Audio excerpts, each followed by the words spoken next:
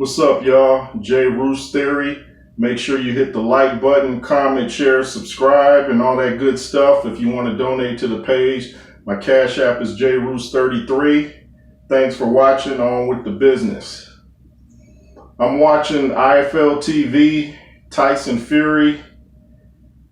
And is he getting cold feet? Not that he's afraid of anybody. I don't believe he's afraid of Anthony Joshua or anybody or Deontay Wilder. It's just, I think he's starting to think, I haven't had a fight in over a year. And this guy, Joshua's improved, and he's had, was it 1 or 2 fights more fresh than Fury? And he was talking about he doesn't know if he's going to fight Joshua, but he wants to fight somebody. He said, maybe I'll fight Wilder. There's all kind of things going on behind the scenes that you don't know about. I'm like, is Fury getting cold feet? Because he mentioned before something about being rusty. So I'm trying to figure out, are they going to fight or not? How hard is it to sign a contract? When Fury first fought Wilder, they seemed to sign the contract pretty fast. It didn't seem to be a whole lot of, messing around and debate. They just signed and got the fight going. They had 2 fights. What's going on? I mean, does he owe Deontay money or what? I don't know, man. I thought this Joshua Fury fight was a done deal. Maybe he saw the clip. He said he's not on social media, but maybe he saw the clip of Anthony Joshua training where he's throwing the medicine ball with one of his, I think it's his cousin or somebody, and they're quite a distance away. Joshua throws the medicine ball so hard, it completely turns the guy all the way around. That's power. And then the guy throws it back, Joshua just catches it, like it's a cotton ball. Maybe Fury saw that and was like, you know what, maybe I need a tune-up. But I don't know. Like I said, I don't think Tyson Fury's afraid. No, he's not afraid. He's just, I think he wants a warm-up because he said, even without being in the ring, he could beat Wilder because he's so far above him. Fury seems to contradict himself a lot. He was talking about inactivity's a fighter's worst thing going, and then he turns around and says, it doesn't bother me. And, he had all this stuff to say about Joshua. Now he has the opportunity to fight, and it sounds like, well, I don't know. And I happen to be watching Dillian White do an interview with IFL TV, and this dude's in some other country, and once he retires, he could become a stand-up comedian easily. I mean, this dude is just full of jokes. He's sitting there doing the interview shirtless, and he said he believes Deontay Wilder lost his mind. And he even showed the picture on his phone of a photo Wilder, I guess, recently took on his Instagram where he's laying on a couch. He's got a glass of wine, a watch on a table, and a pistol. He's wearing some pants that look like trees on him. And he said this could be a cry for help, And he just be constantly clowning Wilder. If they ever fight, I know that press conference is going to be just as entertaining as the fight itself.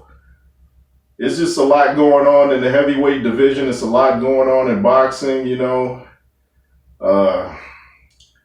Spence and Crawford, I don't know if that fight's going to happen anytime soon. I think Pacquiao's supposed to fight, is it Crawford or somebody? No, I think Pacquiao's supposed to fight Mikey Garcia or something.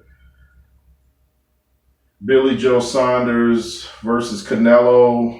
I don't see nobody beating Canelo unless it's Charlo. I don't think Billy Joe Saunders is going to be the guy to beat him. You have to really have punching power to beat Canelo. You're not going to, Floyd outboxed him, but I don't think anybody else could do that to Canelo. He's improved a lot since those days. So, but Billy Joe, he'll make it exciting. He's always got a lot of talk, and, he's not going to be easy to beat. He's not going to get knocked out in the first round, but he may make it to the end, but I don't see him being the one to stop Canelo. It's going to take somebody special to beat Canelo. It's not going to just be some, guy with a great record. You got to have more to your game than just a great record. You got to know how to get in this guy's head, first of all. which I haven't seen anybody do. The guy seems just focused. He's training in San Diego with Andy Ruiz, and Andy's looking great, by the way. Dillian was clowning Andy Ruiz. I guess Ruiz posted his picture on Instagram saying he's working hard, and Dillian was like, shut up, man. And the interview was like, why'd you say that? He's like, I don't know. I'm just sick of it. He's taking pictures at certain angles to make it look like his stomach's flat or something, but his pants were tucked in or something. I don't know. His shirt was tucked in, something, you know. Dillian is a funny dude, and he's going to fight Povetkin coming up. The fight kept getting postponed. I think Dillian's going to win the rematch. He knocked Povetkin down twice. He's got to watch out for that uppercut. He's real susceptible to the uppercut, as you saw in his fight with Anthony Joshua. This guy gets an uppercut, and he was just chilling on the ropes like, yeah, what's up? So he's got to watch out for that uppercut. If he doesn't get hit by the uppercut, he has a good chance of winning because he's got tremendously long arms, especially for his height. I mean, his arms look just about as long as Fury. And I think Dillian White, it'll be tough, but I think Dillian White will win the rematch probably by stoppage around the 5th round. I think if he knocks Povetkin down, I don't think, he said he's going to be more calculated, but I think he's going to know when to hop on him so he doesn't get caught this time.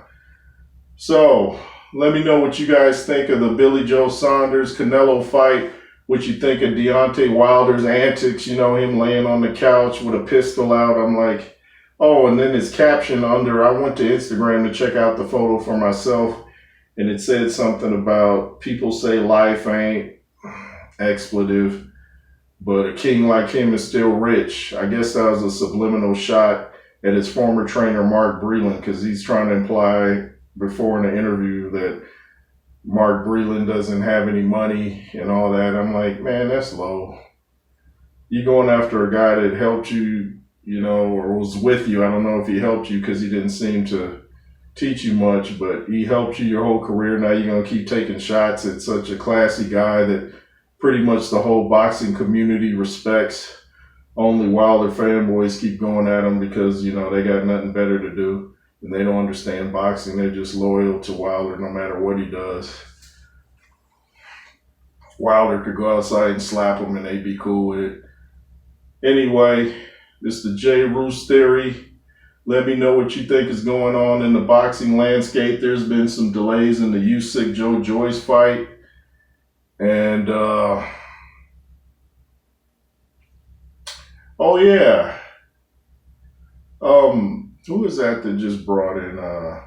Joseph Parker got rid of his trainer and brought in Andy Lee. Andy Lee, like Tyson Fury was saying on his interview, Andy Lee's a teacher. He's not a boxing trainer. He's not going to hold the pads and do all that. He's going to teach you things. That was what was great about Emmanuel Stewart.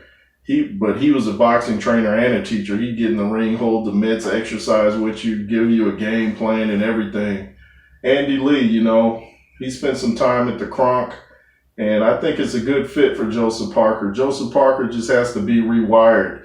He's got to get all that stuff out of his head that, what's his name, Kevin Barry or something like that, his old trainer. He's just got to forget all that stuff and start from scratch. He has to be more aggressive. He's got power. He's got to use it and stop fighting and spurt so much. But yeah, I think he's moving in the right direction. Let me know what you guys think. Be fearless. Thanks for watching. Yay, yay.